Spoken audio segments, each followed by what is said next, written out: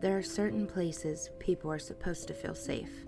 Hospitals are one of them, especially hospitals meant for veterans. Men and women who survive war, only to end up trusting the wrong person in the final moments of their lives. But inside the Lewis A. Johnson VA Medical Center, something terrifying was happening behind closed doors. Patients who were stable suddenly crashed. Families got strange phone calls in the middle of the night. Doctors were confused. Nurses were suspicious.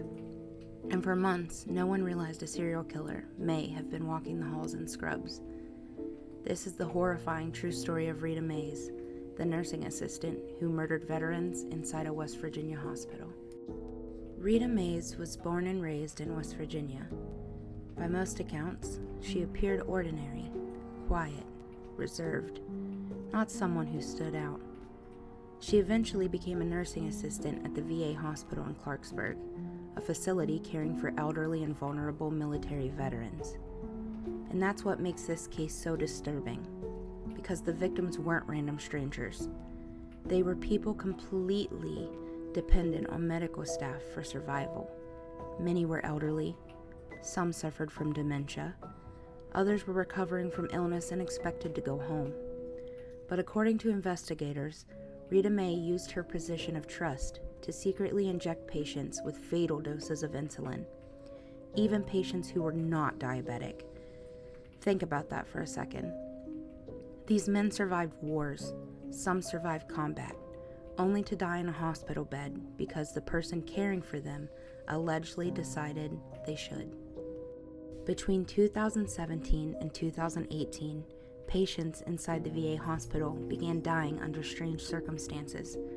At first, nobody connected the deaths. Many of the victims were older veterans, and death inside hospitals, unfortunately, isn't unusual. But something didn't feel right. Patients who seemed stable suddenly became unresponsive. Blood sugar levels crashed with no explanation. Medical staff struggled to understand why non-diabetic patients were showing signs of massive insulin overdoses. Families were devastated and confused. One veteran would appear fine during a visit, and hours later, they were dead. Imagine getting that phone call. You tell your loved one goodbye for the evening, thinking they are recovering. Then suddenly, doctors are telling you they are gone. No warning, no answers.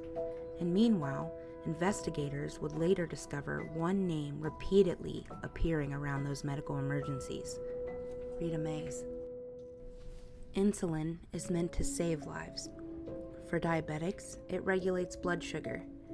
But in the wrong hands, insulin can become incredibly dangerous. Too much insulin causes blood sugar to plummet. Victims can become confused, weak, disoriented. Then seizures can happen, comas, brain damage, death. The one terrifying thing about insulin murders is how difficult they can be to detect, especially in elderly patients. Symptoms can look natural, or like complications from existing illnesses. Investigators believe that's exactly why these killings continued for so long. The victims allegedly had no idea what was happening to them. Some may have simply thought they were feeling sick. Others likely never even had time to realize anything was wrong. Eventually, hospital staff started recognizing similarities between the deaths. Medical records were reviewed, blood sugar readings were examined, insulin access was investigated, and the deeper authorities looked, the darker things became. Federal investigators eventually stepped in. The FBI began examining patient deaths at the Clarksburg VA. That alone terrified the community. A veterans hospital becoming the center of a serial murder investigation sounded unreal. This was West Virginia. People knew each other. Places like this weren't supposed to become national headlines. But investigators reportedly discovered that multiple patients who suffered unexplained hypoglycemic episodes had one thing in common: Reta Mays had been working. That pattern became impossible to ignore. The victims in this case were veterans, fathers, grandfathers, husbands, men who served their country. Some families later said they trusted the VA completely. Why wouldn't they? Their loved ones were supposed to be receiving care. Instead, prosecutors would later say they were intentionally harmed. And what makes this case even more heartbreaking is that many families spent years without answers. Some probably blamed natural causes. Some may have blamed themselves. Then suddenly, they learned their loved one may have been murdered. Not by an intruder, not by some masked attacker, but by someone wearing hospital scrubs, someone employed to help people. In 2020, the case reached a horrifying turning point. Reta Mays admitted to killing veterans. She pleaded guilty to multiple murders and assaults involving insulin injections. According to prosecutors, she injected patients with insulin even when there was no medical reason to do so. The numbers shocked the country. Families packed courtrooms. Some cried. Others demanded answers. But one question still haunted everyone. Why? Why would someone do this? And honestly, there may never be an answer that truly makes sense. Some experts believe medical killers are driven by control. Others crave attention during emergencies. Some simply enjoy the power over life and death. But whatever the motive was, real people died because of it. In 2021, Reta Mays was sentenced to multiple life sentences in federal prison. The judge described the crimes as monstrous. Families gave emotional victim impact statements. Some spoke about military service. Others talked about birthdays that would never happen again.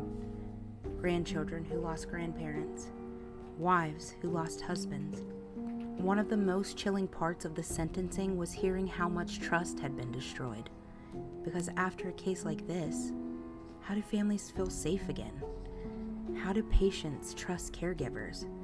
How do nurses and doctors working honestly every day recover from something this horrific happening in their hospital? Cases like this force people to confront something uncomfortable. Some monsters don't hide in the woods. They don't wear masks. They don't look evil. Sometimes they blend in perfectly. They smile. They help patients. They walk hospital hallways unnoticed. And that may be the scariest part of all, because the veterans inside that hospital likely never imagined the danger was standing right beside them.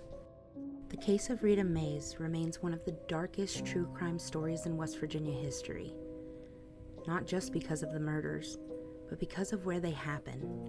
A place built for healing became the scene of unimaginable betrayal. And for the families of those veterans, the scars will never fully disappear. If you enjoyed this deep dive into Appalachian true crime, make sure to like, subscribe, and turn on notifications for more stories from the darkest corners of Appalachia. And remember, sometimes the scariest monsters don't lurk in legends. Sometimes they wear scrubs.